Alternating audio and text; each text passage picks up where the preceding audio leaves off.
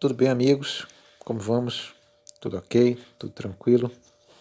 Bom, vamos começar aí mais uma saga de máquinas elétricas, né? Fechamos aí uma primeira etapa e vamos para uma segunda etapa um pouquinho diferente, né? Já falando um pouco mais sobre o eletromagnetismo dentro da elétrica em si, né? Porque máquinas a gente estuda o início do magnetismo, do eletromagnetismo, das grandezas, e depois a gente vai passando a entender um pouco mais sobre ela em exercício na realmente parte elétrica, que é o que nos interessa. E para a gente iniciar esse assunto, nós vamos falar sobre uma grandeza de suma importância na nossa área, que é o FMM. Força magnetomotriz. Olha só que palavrão é esse, né? Força magnetomotriz, né? Quem é e o que é uma força magnetomotriz, né? Vamos entender? Vamos lá, ó. A força magnetomotriz é a grandeza responsável pela criação do fluxo magnético em um circuito magnético. Vamos lá, devagar. Fluxo magnético em um circuito magnético. O fluxo magnético você já aprendeu. Sabe o que é o fluxo magnético? Você lembra que logo no iniciozinho do bimestre, a gente falou sobre o Φ, né? Essa simbologia aqui, ó. Lembra dela? Então, isso é o fluxo magnético. E o fluxo era o quê? Era aquela quantidade de linhas de um campo magnético que gerava uma força e tal. Em um circuito magnético, ó, agora é diferente. Você tem um circuito que funciona pelo magnetismo. Então, a força magnetomotriz, ela vai ser a grandeza que vai dar, digamos assim, uma energia agora a este circuito que vai funcionar. Pessoal, esse FMM é o princípio do estudo dos motores, né? Uma coisa que a gente vai ver lá na frente, mas já fica aqui a dica que a força magnetomotriz é a base, é a essência do funcionamento de um motor, aonde eu tenho ali uma potência, uma força que a gente lá na frente a gente vai entender melhor como é que funciona essa força, e ela vai gerar uma energia, gerando essa energia através do fluxo magnético, ok? Bom, então como é que essa força magnética ela se mostra, né? Bom, olha só como é que vai funcionar aqui a nossa ilustração. Eu tenho aqui em cima o seguinte, ó, força magnetomotriz. Ó, deixa eu melhorar. Pronto, ó. Força magnetomotriz. Vamos ler. Força necessária para estabelecer o fluxo magnético no interior de um material. Olha, eu tenho aqui um material, tá? Ilustrado aí.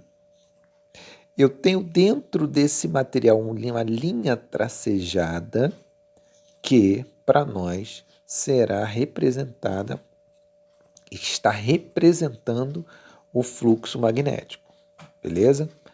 Contanto que está lá dentro, ó. Se você for olhar lá dentro, ó, tem o Ni lá, né? O Φ está lá dentro.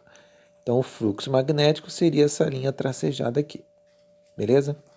E eu tenho aqui agora, ó, vou botar até de outra cor aqui, eu tenho aqui ó, uma bobina que vai fazer com que esse fluxo magnético seja constante, né? Esse fluxo magnético ele vai estar sempre em movimento, justamente gerando energia.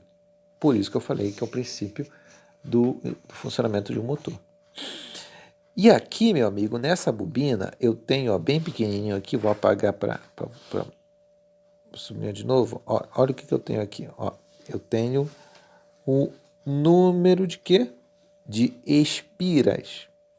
Então, de acordo com o número de voltas que eu tiver aqui nesse material, eu tenho uma energia X. E junto com essa energia X, aqui dentro passa uma grandeza que a gente chama ela de I. E essa grandeza será quem? Mata essa charada? Corrente. Não é isso? Corrente o quê? Elétrica. Beleza. E aí, meu amigo, como eu tenho aqui uma quantidade de espiras X e uma corrente passando, eu vou conseguir calcular a força magnetomotriz nesse material. Como é que vai ficar a nossa fórmula aqui? Vamos ver. A fórmula vai ficar desse jeito, ó. Força é a quantidade de espiras vezes a corrente que passa nela. Ok? Então, eu vou ter a força magnetomotriz sendo igual, ó, vou dar até um zoom aqui, ó, é igual a o número de espiras vezes a corrente. E também eu consigo calcular o fluxo magnético dentro desse material pegando a força magnetomotriz e dividindo por R. Quem é R aqui nessa história? Olha só. O que é uma relutância magnética?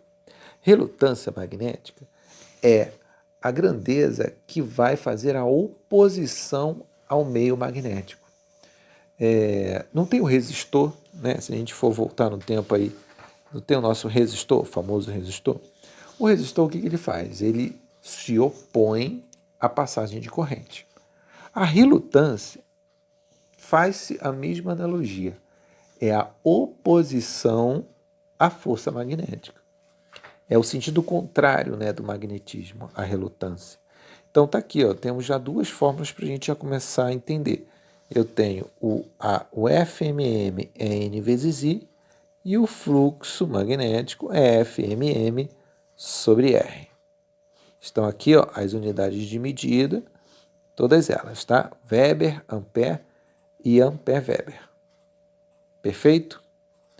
Bom, aqui no nosso próximo slide, a gente vai entender agora o que é uma relutância magnética. Né? Tá aqui, ó. Os circuitos magnéticos apresentam uma facilidade muito grande à passagem de fluxo. Mesmo assim, eles não são tão perfeitos. Assim como o cobre conduz muito bem a corrente, no entanto, apresenta uma resistência. Os circuitos magnéticos também apresentam uma oposição. Está aí, ó, falei a palavra. Oposição à passagem de fluxo. E essa oposição é justamente a relutância. Enquanto o cobre é um dos objetos, né, dos materiais que tem uma boa, excelente condução de corrente, existem outros que são muito mais restritos. E aí isso a gente chama de relutância. Tem como calcular essa relutância aí, professor? Claro que tem. Aqui, ó, já vou com uma fórmula para cima de você. Ó. Eu tenho R, relutância, será o L. Quem é L? Olha aqui embaixo. Ó. Comprimento médio do caminho magnético das linhas de campo. Que na prática, nós vamos calcular esse comprimento de acordo com o comprimento do condutor. Tá bom?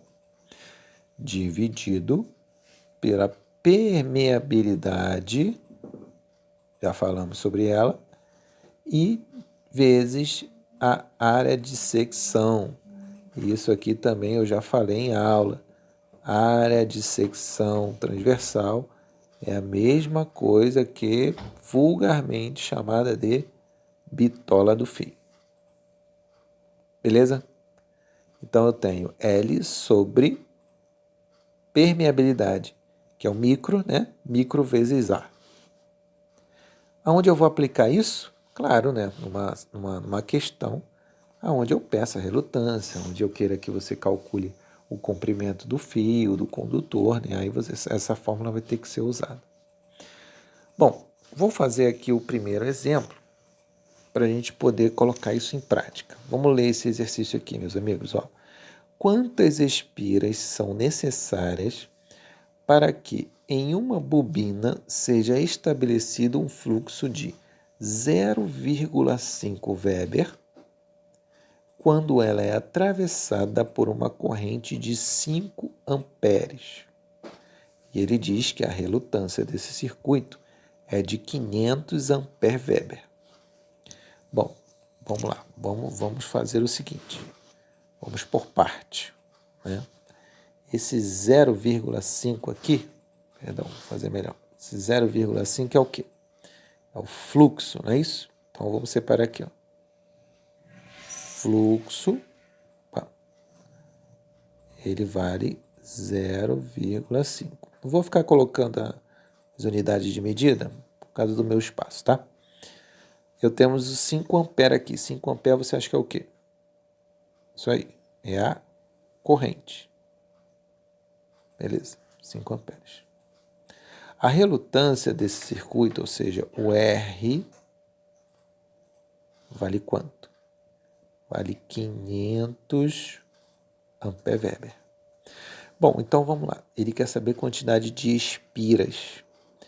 Daquelas fórmulas que a gente viu lá atrás, algumas delas tinha espiras.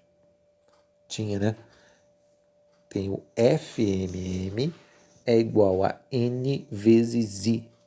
Foi isso que a gente viu lá atrás? Como é que eu colocaria esse N de espiras isolado, fazendo a famosa regra de 3, usando aquela fórmula? Olha só o que eu posso fazer. N, você concorda que N será igual a FMM sobre I? Não é isso? Se FMM é igual a N vezes I, significa que N é igual a FMM sobre I. Correto até aí? E FMM é quem? Se eu for fazer utilizando a fórmula do fluxo, né? Lembra que o fluxo era FMM sobre R? Lembra disso? Fluxo é FMM sobre R. Então, FMM seria o fluxo vezes o R sobre I. Cheguei à fórmula que eu preciso. Fluxo vezes R sobre I, eu consigo achar o número de espiras. Então, vamos lá. Passar para cá. N é igual. Quanto que é o fluxo? 0,5. Quanto que é R? 500. Sobre I. Quem é I? 5. 0,5 vezes 500 dividido por 5. Eu vou ter aqui 50 espiras. Ok, meus amigos? Eu poderia disseminar melhor aqui essas fórmulas, mas eu preferi fazer desse jeito, até por causa do espaço, e também fui falando para você entendendo o raciocínio, tá bom? Mas aqui que você tem que fazer, refaça esse exercício, pega as duas fórmulas que estão nos slides anteriores, copia no caderno e vai fazendo, utilizando tudo isso que eu falei, que você vai chegar a esse valor aqui, tá bom? Bom, dá um print aí, ó. Printou, show. E aí você vai fazer o seguinte, olha, eu deixei aqui para você um exercício 2, que tem mais ou menos a mesma ideia de execução, só que esse exercício 2 você vai me mostrar lá na sala, ok? Pode fazer ele no caderno, sem problemas. Faz no caderno, desenvolve, coloca a resposta e me manda junto com esse vídeo aqui que eu vou postar lá, tá bom? Eu vou colocar uma observação. Exercício 2 do vídeo, entregar valendo nota. Todas as atividades sempre valem pontuação, tá bom? Pessoal, mais uma vez agradeço e até a próxima. Um abraço.